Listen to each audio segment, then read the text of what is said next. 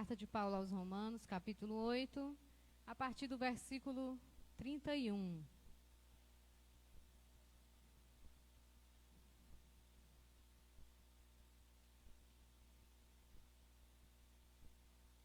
É uma parte muito conhecida desta epístola, que é o Cântico de Vitória. Deus é por nós. Diz assim a palavra do Senhor: que diremos, pois, a estas coisas? Se Deus é por nós, quem será contra nós? Aquele que nem mesmo a seu próprio filho poupou, antes o entregou por todos nós, como nos não dará também com ele todas as coisas? Quem tentará acusação contra os escolhidos de Deus? É Deus quem os justifica. Quem os condenará? Pois é Cristo quem morreu, ou antes quem ressuscitou dentre os mortos, o qual está à direita de Deus e também intercede por nós. Quem nos separará do amor de Cristo? A tribulação, ou a angústia, ou a perseguição, ou a fome, ou a nudez, ou o perigo, ou a espada? Como está escrito: por amor de ti somos entregues à morte todo dia. Fomos reputados como ovelhas para o matadouro. Mas em todas estas coisas somos mais do que vencedores por aquele que nos amou. Porque estou certo de que nem a morte, nem a vida, nem os anjos, nem os principados, nem as potestades, nem o presente, nem o porvir, nem a altura, nem a profundidade, nem alguma outra criatura nos poderá separar do amor de Deus que está em Cristo Jesus, nosso Senhor. Louvado seja o nome do Senhor. Que palavra maravilhosa, né? Uma palavra que alegra, que conforta, que anima o nosso coração. Quem nos separará do amor de Cristo? É essa meditação que eu quero falar um pouco com os irmãos. Nós vamos meditar um pouco sobre o Cântico de Vitória. Deus é por nós. Escrito por Paulo nessa carta aos Romanos. Nesse capítulo, que eu queria que vocês deixassem aberto, para a gente acompanhar. Neste capítulo, Paulo anuncia a vida nova em Cristo, iniciando com a declaração no versículo 1. Portanto, nenhuma condenação há para os que estão em Cristo Jesus. Ou alegria para a nossa alma, né? Nenhuma condenação há para os que estão em Cristo Jesus. Que glória! Ele inicia declarando que somos novas criaturas em Cristo, que fomos libertos da escravidão do pecado, somos livres para servir a Deus em espírito, assim como no passado servíamos ao pecado e às suas obras, devemos agora ser livres para servir ao Senhor. Louvado seja o nome do Senhor Jesus Cristo. Paulo prossegue o capítulo afirmando que nesta tarefa não estamos sozinhos. Ele apresenta a obra do Espírito Santo em nós. O Espírito de adoção, que por ele nós clamamos Abba, Pai, que significa papai. Nós, meros seres humanos, recebendo o direito de chamar Deus de papai. Ele nos dá ousadia para nos achegarmos a Deus como nosso Pai e nos dá a certeza da nossa aceitação pelo sacrifício de Jesus. Pelo sacrifício de Jesus, nós passamos a ser filhos de Deus, herdeiros de Deus, co-herdeiros com Cristo. Morremos com Cristo ao aceitarmos a sua morte na cruz. E com ele seremos glorificados. Louvado seja o nome do Senhor. O Espírito Santo enche nosso coração de esperança e fé. Ele nos ajuda nas fraquezas. como você vai encontrar na primeira parte que eu li na hora da leitura oficial. Ele nos ajuda nas nossas fraquezas. Ele intercede por nós, gemendo para que possamos chegar à imagem de Jesus. Neste cenário de fé e vitória, Paulo declara: que diremos, pois, a estas coisas? Se Deus é por nós, quem será contra nós? Ele desafia os céus e a terra. Ele abala as estruturas do inferno para perguntar se tem alguém que pode ser contra nós. Louvado seja o nome do Senhor Jesus Cristo. Quem será contra nós? Quem acusará? Quem tocará em nós?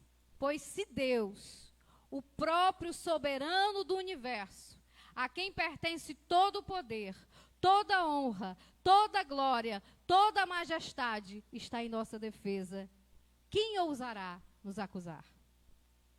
Se o Todo-Poderoso do alto da sua glória nos amou e por nos amar entregou o seu próprio Filho para nos perdoar, o que ele não daria por nós? Quem ousa acusar-nos? Pois é o próprio Deus quem nos justifica. Quem tentará nos condenar?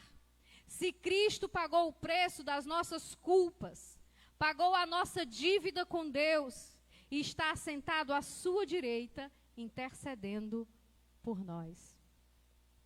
A Bíblia afirma que o diabo, noite e dia, nos acusa diante de Deus. Eu queria que você abrisse essa passagem.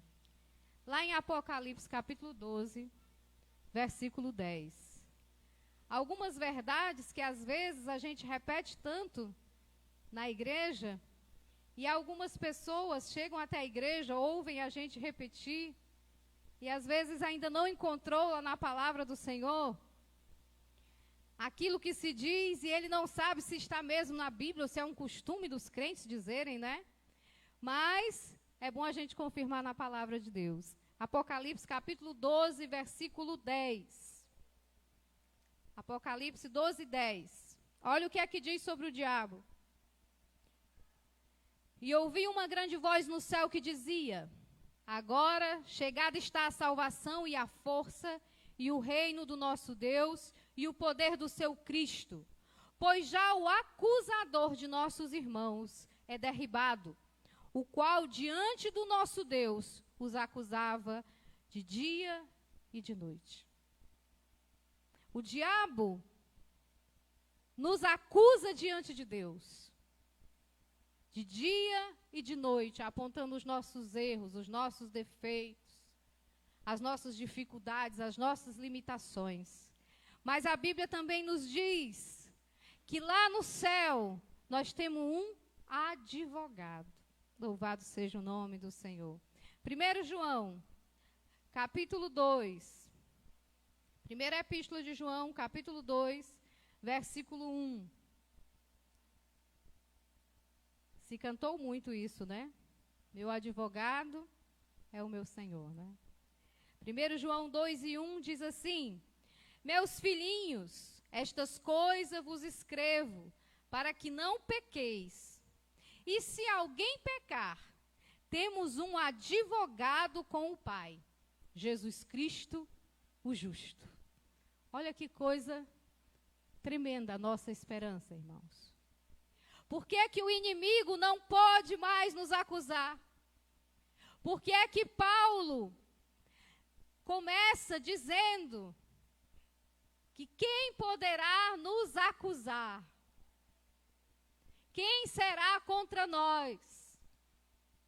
Porque nós temos um advogado junto ao Pai, Jesus Cristo, o justo, aquele que pagou o preço das nossas transgressões. Quando nós aceitamos a Jesus como nosso Salvador, nós aceitamos que somos pecadores e que Ele morreu para o perdão dos nossos pecados. E a partir daí nós somos justificados diante de Deus. não pelas nossas justiças, mas pelas justiças do justo. O justo Jesus, crucificado inocente no lugar dos pecadores. Louvado seja o nome do Senhor Jesus Cristo. E a Bíblia ainda afirma mais. A Bíblia afirma que além de ser um intercessor, além de estar junto do Pai como advogado para nos defender, é Ele quem nos lava de todos os nossos pecados. 1 João capítulo 1, versículo 7.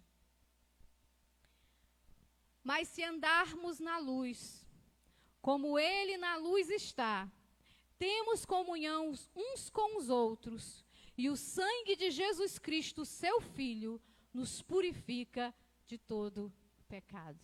Louvado seja o nome do Senhor Jesus Cristo. Às vezes as pessoas podem achar que nós, quando dizemos que somos salvos em Cristo, que um dia herdaremos os céus, às vezes as pessoas podem achar que há alguma soberba em nós, que há algum orgulho em nós de acharmos que somos dignos do céu. Mas o que ainda não compreenderam é que é o contrário de tudo isso. Quando nós dizemos que Jesus nos salvou, que nós vamos morar no céu com Jesus, nós estamos dizendo que éramos os mais miseráveis dos pecadores, mas aceitamos o Cristo que nos salva, o Cristo que nos limpa dos nossos pecados, o Cristo que nos justifica diante de Deus e o Cristo que vai nos levar para morar com Ele na glória.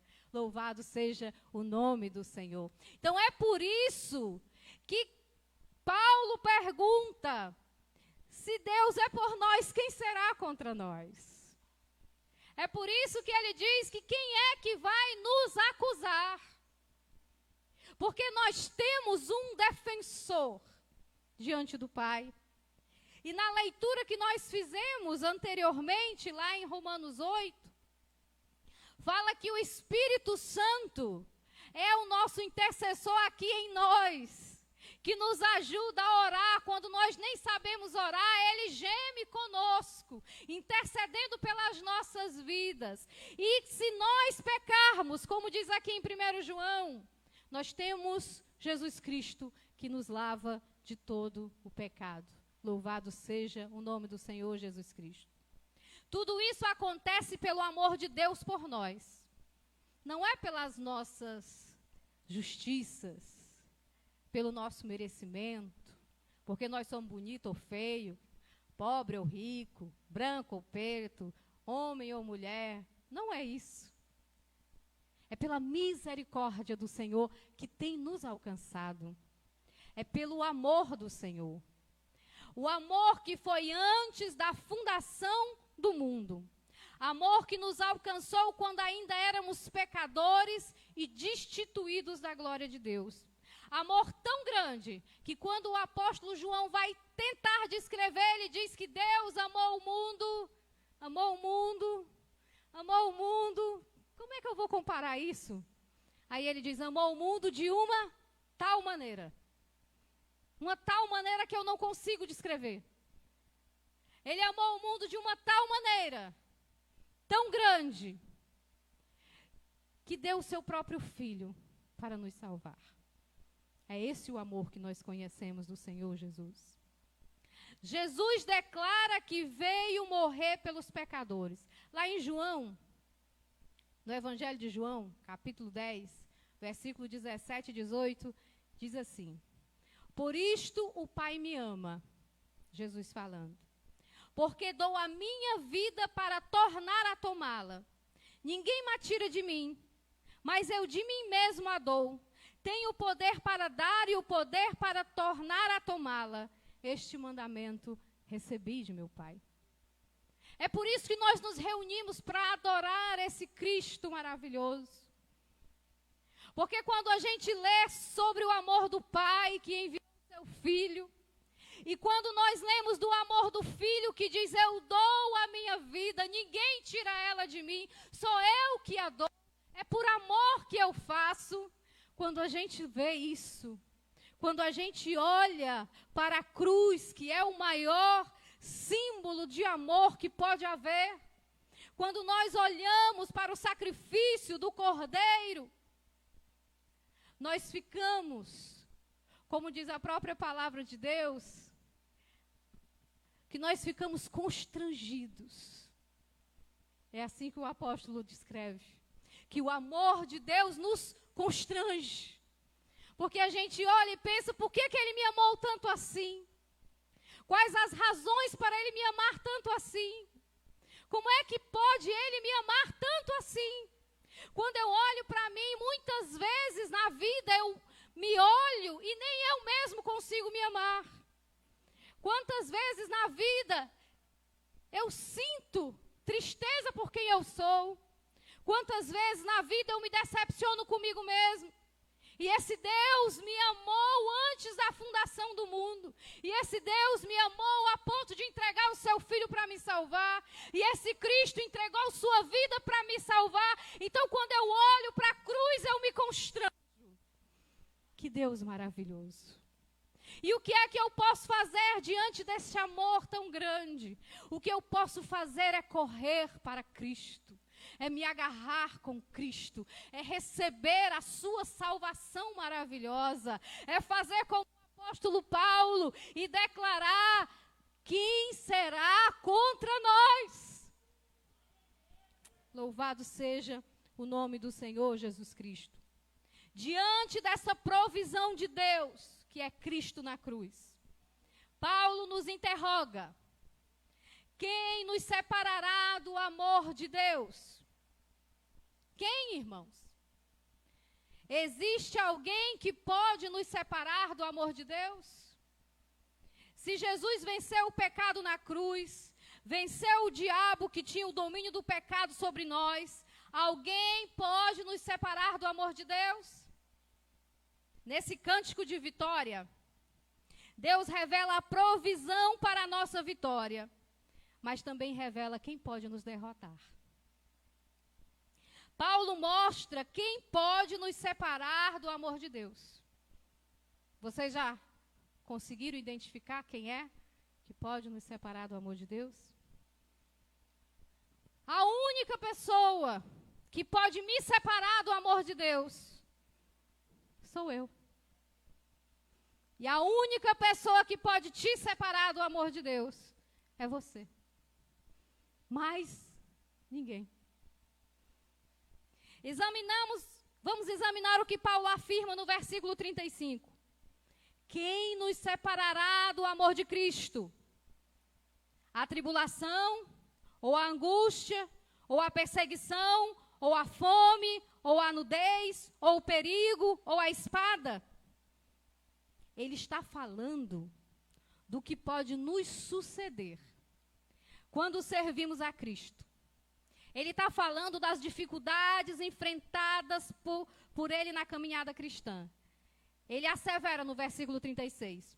Como está escrito, por amor de ti somos entregues à morte todo dia. Somos reputados como ovelha para o matadouro. Ele não está falando do diabo. Nessa parte ele não está falando do diabo. Ele não está falando das investidas dos opositores como ferrenhos algozes da vida cristã. Paulo revela nessas palavras que a tribulação que sofremos, a angústia, a perseguição, a fome, a nudez, o perigo, a espada, todas essas dificuldades sentidas em nosso corpo e na nossa alma, que nos afligem, nos angustiam, não podem ser mais fortes que o nosso amor pelo Senhor. Isso só é possível quando nós o amamos acima de todas as coisas. Eu queria que você abrisse lá em 1 Coríntios, capítulo 10. 1 Coríntios, capítulo 10, versículo 13. 1 Coríntios 10, versículo 13. Esse versículo é um versículo que consola muito a nossa alma. É um versículo que a gente deve guardar na mente, no coração. Diz assim: não veio sobre vós tentação senão humana. Mas fiel é Deus, que vos não deixará tentar acima do que podeis. Antes, com a tentação dará também o escape, para que a possais suportar. Vocês estão vendo a fidelidade de Deus aqui? Paulo está falando de aflições que nós podemos passar. Paulo vai dizer o que é que pode nos separar do amor de Cristo. A tribulação, a angústia, a perseguição, a fome, a nudez, o perigo, a espada. O que é que pode nos separar do amor de Cristo? Paulo está perguntando. Mas a gente passa por cada problema, por cada dificuldade, por cada tribulação, por cada momento difícil. Tem hora que a gente pensa, eu não aguento mais, eu não suporto mais, eu não prossigo daqui. Tem misericórdia de mim, Senhor. Não é esse o nosso pensamento? Mas aí nessa hora eu tenho que lembrar do que diz a palavra de Deus. Não veio sobre vós tentação senão humana. E Deus é fiel. Aí eu vou te fazer uma pergunta que eu quero que você se pergunte. Deus é fiel ou não é fiel? Você acredita ou não na fidelidade de Deus? Então, se você acredita na fidelidade de Deus, escute o que diz a palavra de Deus. Deus é fiel, que vos não deixará tentar acima do que podeis. Olha a fidelidade de Deus. Deus vai me tentar, mas só naquilo que eu posso vencer. Deus vai te tentar, mas só naquilo que tu pode vencer. Deus vai te colocar em provações, mas só nas provações que você pode vencer. Por isso não adianta comparar a tua vida com a vida do outro. Não adianta comparar aquilo que você passa com aquilo que o outro passa. Porque Deus conhece a nossa estrutura. E Deus sabe aquilo que nós podemos fazer. Quando você olha para Jó, você acredita que Jó vai até o final? Mas o que é que Deus dizia para Satanás? Vai lá. Olha meu servo Jó. Só não toca na vida dele, viu? Por que que Deus dizia isso? Porque Deus sabia quem era Jó. Deus sabia até onde Jó ia. E Deus levou Jó até as últimas consequências, até as últimas forças de Jó. Louvado seja o nome do Senhor. Porque Deus deu a estrutura para Jó passar por toda aquela tribulação. E Deus nos dá a estrutura para a tribulação que nós passamos. Minha irmã, mas está ficando cada vez pior. Você joga videogame? Isso é melhor para os jovens, né? Gosta de jogar videogame. Como é a primeira fase? É fácil, né? Se você começar de novo o jogo, for de novo a primeira fase, beleza, né? Simbora. Aí chega na segunda, está difícil. Aí quando você consegue passar da segunda, você vai para a terceira, na terceira fase, é mais difícil. Qual é a graça de você vencer se você não avança de fase? A graça não é zerar o jogo? Não é, meninos? Não é zerar o jogo, a graça? Pois na vida cristã também é assim.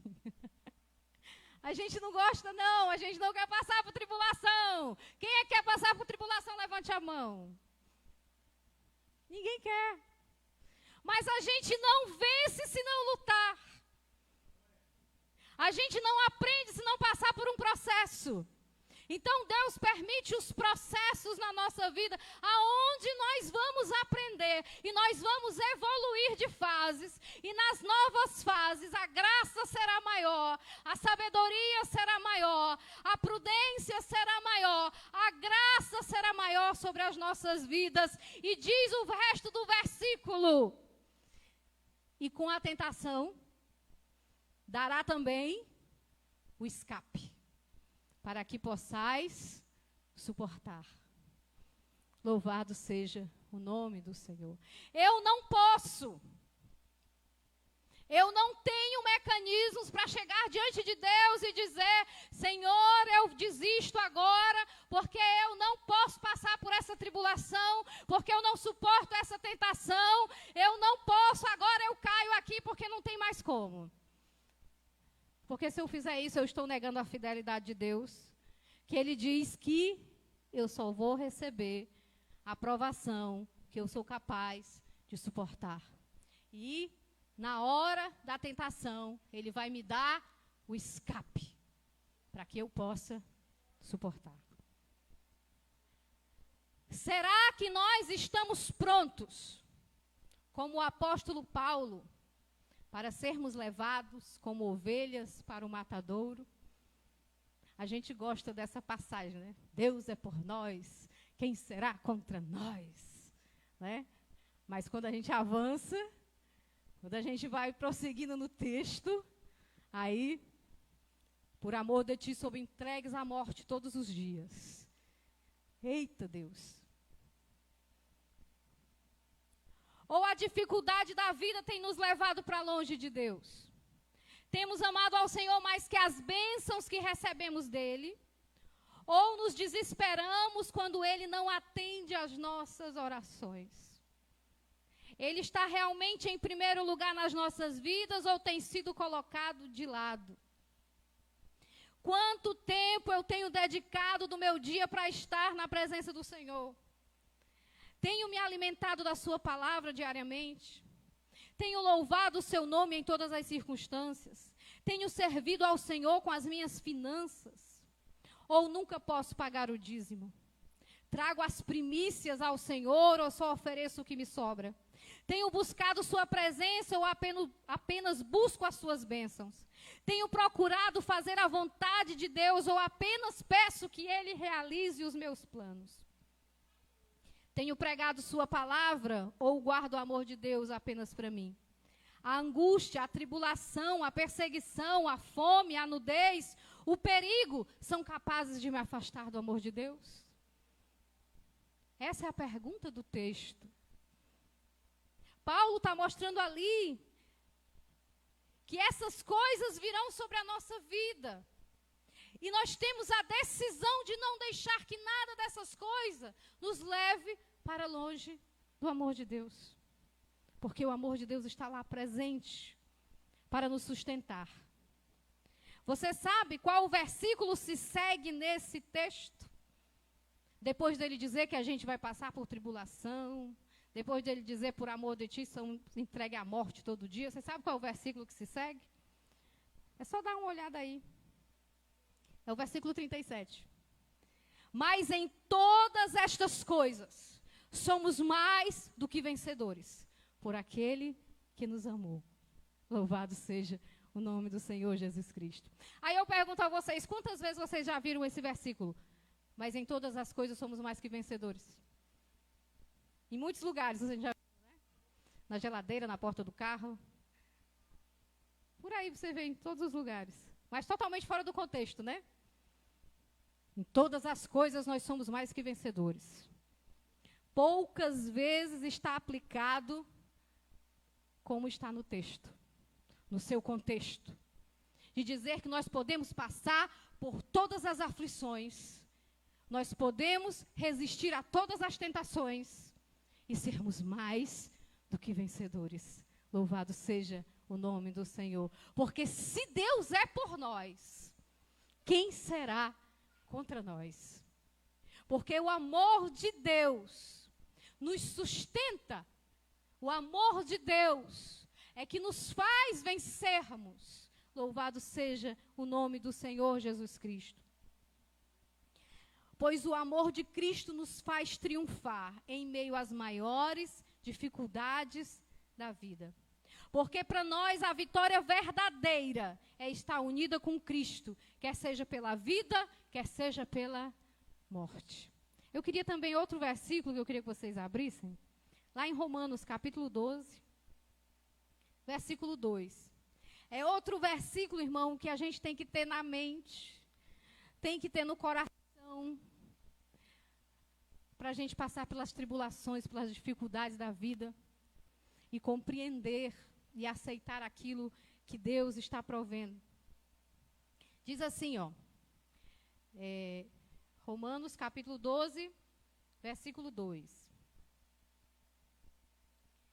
E não vos conformeis com este mundo, mas transformai-vos pela renovação do vosso entendimento, para que experimenteis qual seja a boa, agradável e perfeita vontade de Deus. Aí eu quero chamar a atenção só para a última parte.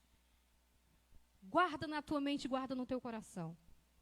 Qual é a descrição da vontade de Deus? A vontade de Deus é boa.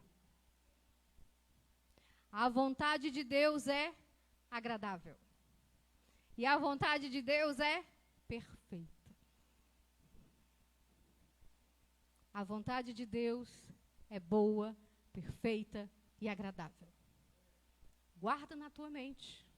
A vontade de Deus é boa, perfeita e agradável. Às vezes, irmão, por um desconhecimento nosso, nós temos medo de pedir a vontade de Deus. A gente aprende na igreja, quando você for orar, você pede as coisas, mas você diz, Senhor, faça conforme a tua vontade. Aí, às vezes, a gente fica com aquele medinho, e se a vontade de Deus não for do jeito que eu estou querendo? E se for o contrário do que eu estou querendo? E aí, como é que vai ser? Aí eu tenho que lembrar do versículo. O que é que ele diz sobre a vontade de Deus? É boa, é perfeita e é agradável. Aí eu pergunto, você acha mesmo que a tua vontade é boa, perfeita e agradável? Eu acredito mais na vontade dele. Eu acredito mais na bondade dele. Eu acredito mais na perfeição dele. Irmãos, a gente precisa colocar no nosso coração: Deus nos ama a ponto de dar o seu filho para morrer por nós. Paulo diz, como não nos dará também todas as coisas? Se ele deu de mais precioso, ele tinha pelas nossas vidas. O que Deus deseja para nossas vidas, irmãos, é bom, é perfeito, é agradável. Deus não deseja coisa ruim para os seus filhos. E o próprio Jesus diz, olha, vocês que são maus, vocês não dão coisa ruim para os filhos de vocês. Como é que vocês acham que Deus vai dar coisa ruim para vocês? Deus só nos dá coisa boa, perfeita, agradável. Agora nós precisamos aprender a confiar no Senhor. Louvado seja o nome de Jesus Cristo. Então, quando nós passamos pela tribulação, nós passamos pela angústia, pela dificuldade, Deus está ali vendo o que nós estamos passando. Deus não gosta de nos ver sofrer, não, mas Deus quer nos ensinar. Deus quer nos levar para a sua vontade, que a vontade dele é melhor do que a nossa. Aí existe uma diferença muito grande entre nós, pais terrenos, e o nosso Pai Celestial. Nós, pais terrenos, nós corrigimos nossos filhos, não é? Quem é pai aqui? Você nunca corrigiu seu filho? Você não corrige? Você não manda ele fazer coisa que ele não quer fazer? Né? Você não bota ele em situações que ele não quer. Que naquela hora, você pode ter certeza, você sabe que naquela hora ele está com tanta raiva de você. A gente sabe, não é? A gente olha para a cara, a gente já sabe. A raiva que ele está da gente por aquilo que a gente está fazendo com ele. Mas sabe qual é a grande diferença? É que nós, pais terrenos, nós ficamos em dúvida. Muitas vezes nós vacilamos. Será mesmo que eu preciso fazer isso com ele? Será mesmo que ele tem que passar por esse processo? Será que é desse jeito mesmo que eu vou ensinar ele? Será que é aqui que ele vai aprender? Será que ele suporta isso aqui? Nós temos essas dúvidas. Mas aí eu pergunto, ele tem? O nosso pai lá de cima tem? Não. O nosso pai lá de cima não tem nenhuma dúvida. Ele sabe do que nós precisamos para aprender. Ele sabe do processo que nós devemos passar. E ele sabe da nossa estrutura para suportar. Então nós devemos passar pela prova, como dizia o Lázaro, né? Eu vou passando pela prova dando glória a Deus. Eu vou passando pela prova dando glória a Deus, porque eu sei que é um processo. Eu sei que Deus está trabalhando na minha vida. E eu sei que a vontade dEle vai se cumprir. E a vontade dEle é boa, perfeita e agradável. Louvado seja o nome do Senhor. Quem ama a Cristo acima de qualquer coisa, não deixa a angústia, a perseguição ou a necessidade lhe abater. A razão da vida não está nas propriedades, nos títulos e em nada que este mundo possa nos oferecer. Quem ama a Cristo perde tudo como Jó, mas não perde sua comunhão com Deus. Quem ama a Cristo sofre todas as angústias, como José, Daniel, Sadraque, Mesaque, Abidnego e tantos outros, mas não nega o seu Deus. Paulo afirma categoricamente, no mesmo capítulo, no versículo 38 e 39, porque estou bem certo de que nem a morte, nem a vida, nem os anjos, nem os principados, nem as potestades, nem o presente, nem o porvir, nem a altura, nem a profundidade, nem alguma outra criatura nos poderá separar do amor de Deus que está em Cristo Jesus nosso Senhor. Deus nos ama. E o amor de Deus é infinito. E nele estão todas as dádivas da sua grandeza. O apóstolo Paulo compara no versículo 18. Porque para mim tenho por certo que as aflições deste tempo presente não são para comparar com a glória que em nós há de ser revelada. Quando a gente estiver passando por tribulação, por angústia, no meio dessas adversidades da vida, a gente tem que lembrar, porque eu estou bem certo que as aflições desse tempo presente não são para comparar com a glória que me há de ser revelada. Louvado seja o nome do Senhor Jesus Cristo. E quem estava dizendo isso era Paulo. E se a gente for comparar a nossa vida com a vida de Paulo, nosso sofrimento com o sofrimento de Paulo, nós estamos longe. Estamos longe, irmão. Quando ele vai enumerar tudo que ele passou, que ele diz, passei fome, passei sede, passei angústia, angústia da morte, fui apedrejado, fui açoitado. E vocês sabem que ele morreu por causa do evangelho, né? E esse homem diz que as aflições dele não são para comparar com a glória que há de ser revelada. Fica firme, meu irmão, firme no amor de Deus. As aflições chegam para provar o nosso amor e são vencidas quando nós permanecemos no amor de Deus. Nossa vida está escondida em Deus. A eternidade nos espera. Louvado seja o nome do Senhor. Paulo afirma na carta aos Coríntios, 1 aos Coríntios 2:9, diz assim. Eu acho lindo demais esse versículo.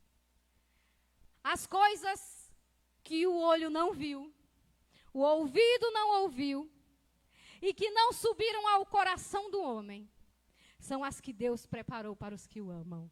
Louvado seja o nome do Senhor. As aflições aqui, não são para comparar com o que Deus tem preparado para nós. Nada que o homem tenha feito de esplendoroso neste mundo é para se comparar com aquilo que Deus tem preparado para nós. A vitória está reservada para aqueles que são fiéis até o fim, amando o Senhor acima de tudo. Só assim podemos cantar o cântico da vitória. Deus é por nós. Louvado seja o nome do Senhor Jesus Cristo. Vamos ficar de pé para nós agradecermos ao Senhor por esse momento de estarmos na sua presença. Agradecermos ao Senhor pela sua palavra que nos alimenta, nos sustenta, nos edifica e nos anima. Irmão, fica firme. Deus está vendo. Deus sabe de tudo. E tudo está em suas mãos. E Ele nos ama. O Deus Todo-Poderoso, dono do universo, nos ama. Então tu vai te preocupar com o quê? Então quem é que pode te acusar? Quem é que pode te condenar? Quem é que pode te perseguir? Deus é por nós. Louvado seja o nome do Senhor Jesus Cristo. Amado e querido Senhor, nós queremos te agradecer por esse momento de estarmos na tua casa. Agradecer, Senhor, pelo teu cuidado, pelo teu amor. Recebe, Senhor, o nosso louvor. Recebe a nossa adoração esta noite, Senhor. Recebe as nossas vidas como sacrifício vivo diante do teu altar. Senhor, responde, ó Deus, as nossas orações, as nossas petições feitas neste lugar. Olha, Senhor, para as aflições do teu povo, para aquilo que o teu povo tem colocado diante da tua presença. Manda a vitória, Senhor. Manda a resposta de paz, de prosperidade na vida dos teus filhos. Faz, ó Senhor, a tua vontade nas nossas vidas, pois nós cremos que a tua vontade é boa, é perfeita e é agradável, Senhor. Abençoa, Pai amado e santo, pastor teu servo, guarda, livra, traz o teu servo em paz. Abençoa o ministério da tua casa, usa poderosamente. Abençoa toda a tua igreja, Senhor, aqui na cidade de Umirim. Abençoa os teus filhos. Dá, Senhor, aos teus filhos aquilo que eles têm te pedido, ó Pai. Aquilo, ó Senhor amado, que eles têm necessidade. Supre, Senhor querido, em nome de Jesus Cristo. Pai, tenha misericórdia. Olha, Senhor, para aqueles que estão sofrendo, meu Deus. Aqueles que estão nos hospitais, meu Pai. Tenha misericórdia. Visita, Senhor. Traz a cura, a restauração. Olha, Senhor, para o irmão Ivan. Toma, Senhor, nas tuas mãos. Restaura teu filho, Senhor. Dá vitória a ele, Pai. Nós queremos cantar a vitória com o teu servo. Faz milagres, ó Pai. Faz, ó Pai, milagres para que esse mundo veja que tu és o mesmo Deus. Um Deus que cura, um Deus que transforma, que liberta, um Deus que faz aquilo que o homem acha ser impossível. Pai amado, Pai santo, assim recebe as nossas vidas, recebe nossas orações e nos manda a resposta de paz. É o que te pedimos e já te agradecemos, em nome de Jesus. Amém.